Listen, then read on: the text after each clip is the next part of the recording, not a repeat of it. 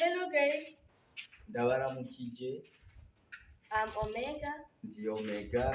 I want to tell you a short story. Nashaka kubabwira inkuru ntoya. Today I'm going to see my friend Uno munsi ndagenda kuraba umugenzi wanje who is sick a long time. Yara- Who is sick for a long time. yaragwaye igihe kirekire.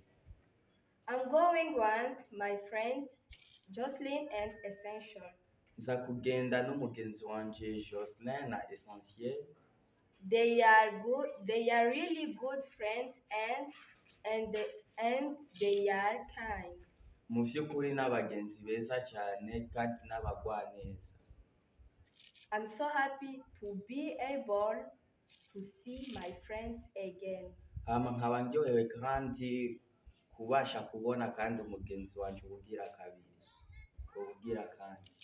Thank you. Murakoze.